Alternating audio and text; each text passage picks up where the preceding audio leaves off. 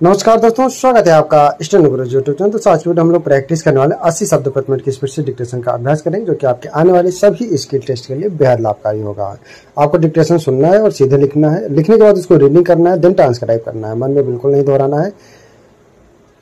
और डिक्टेशन पसंद आए तो वीडियो को लाइक कर देना। चैनल पर पहली बार आए तो सब्सक्राइब करके नोटिफिकेशन बेल ऑन रखना, जिससे आने वाली सभी वीडियो आपको सबसे पहले मिल सके। अपना बहुमूल्य सुझाव हमें कमेंट बॉक्स में जरूर देना, ताकि आने वाली वीडियो में हम और बेहतर कर पाएं।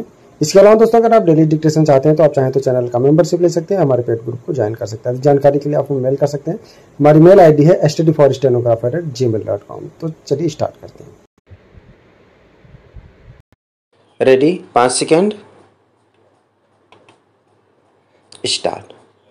उपाध्यक्ष महोदय, हमारे यहाँ चुनाव प्रणाली में बहुत अधिक सुधार की आवश्यकता है और विशेष रूप से निर्वाचन आयोग को और अधिक मजबूत बनाने की ज़रूरत है। हमारे देश में चुनाव स्वतंत्र और प्रभावी तरीके से संचालित होने चाहिए। हम आपसे सहमत हैं कि जो बिल आया है उसका किसी तरफ से कोई विरोध नहीं है। मेरा ऐसा मानना है कि कुछ ऐसे नियम बनाए जाएं जो सर्वमान्य हों। कई इलाके ऐसे हैं जहां हरिजन और आदिवासियों के वोट दूसरे लोग डाल देते हैं। निर्वाचन आयोग में इस संबंध में भी शिकायतें आती हैं, लेकिन वहां से कोई सुधार या मदद मिलने की संभावना नहीं है।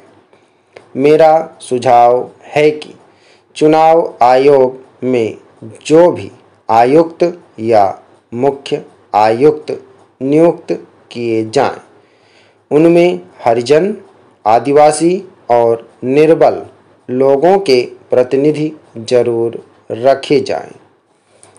इससे विश्वास की भावना पूरे देश की जनता में पैदा होगी और साथ ही साथ प्रभावकारी तरीके से निर्वाचन आयोग अपना काम कर सकेगा।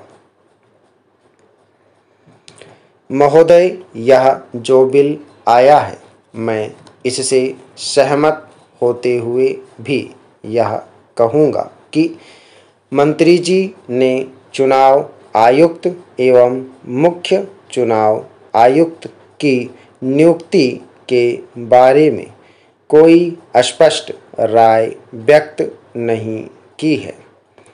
हमारी यह भावना है कि इस संबंध में कोई स्पष्ट नियम बनाया जाए। यह नियम ऐसा बने जिससे मुख्य चुनाव आयुक्त के बारे में पूरे देश की जनता का विश्वास ज़्यादा मजबूत हो सके। आप हरिजन, आदिवासी एवं अनुसूचित जाति के लोगों को जज के पदों पर नहीं रखते हैं, राजदूत के पदों पर नहीं रखते हैं, लेकिन कम से कम इस पद पर तो अवश्य रखिए। यदि इसके लिए किसी कानून की ज़रूरत हो तो आप इसे ज़रूर बनाइए। मुझे पूरा विश्वास है कि इस सदन का प्रत्येक सदस्य आपके इस प्रस्ताव का समर्थन करेगा। आप अपने अधिकारों का पूरा उपयोग करिए और यह सुनिश्चित करिए कि देश में चुनाव ज़्यादा निष्पक्ष और प्रभावी तरीके से हो सके। जो लोग गांवों में या दूर जंगलों में रहते हैं, उनके पक्ष को भी पूरी तरह से समझा जाना चाहिए। तभी देश की जनता का विश्वास चुनाव प्रणाली पर बढ़ेगा और हमारा लोकतंत्र अधिक मजबूत हो सकेगा। अध्यक्ष जी, माननीय सदस्य ने बिल्कुल सही कहा है कि परिस्थितियां बदल गई हैं। आज मैं आपसे निवेदन करना चाहता हूं कि यह एक गंभीर मामला है और सरकार को तत्काल इसका जवाब देना चाहिए। आज सारे पत्रकार कह रहे हैं कि उनका मामला कोई नहीं उठाता है। उनका यह भी कहना है कि उनके मामले को लगातार टाला जा रहा है। मैं आपके माध्यम से कहना चाहता हूं कि सरकार इसको जवाब अवश्य देना चाहिए। सरकार अगर इसका जवाब ना दे तो फिर आज का बजट स्थगित कर दे। पहली बार ऐसा हो रहा है कि जब लोकसभा में बजट प्रस्तुत किया जाएगा तो हमारे देश की प्रेस के लोग यहाँ उपस्थित नहीं होंगे।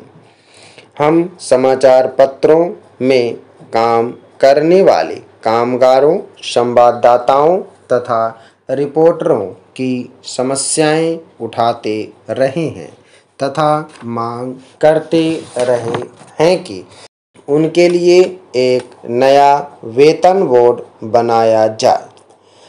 मेरा मानना है कि नए वेतन बोर्ड की मांग एक न्यायोचित मांग है। मेरे विचार से यह मांग पूरे सदन की मांग है। मैं आपको विश्वास दिलाना चाहता हूं कि इस मामले में सारा विपक्ष एक है। जहां भी प्रजातंत्र की बात होती है वहां प्रेस को प्रजातंत्र का चौथा खंभा कहा जाता है।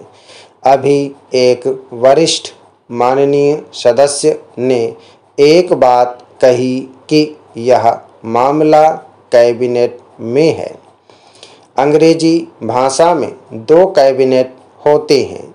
मंत्री महोदय यह बताएं कि यह कौन सी कैबिनेट के अंदर है। अध्यक्ष महोदय, यह मामला पिछले कुछ समय से सरकार के विचाराधीन है। श्रम मंत्री जी पत्रकारों के प्रतिनिधियों से इस संबंध में मिले थे और उनको आश्वासन दिया था।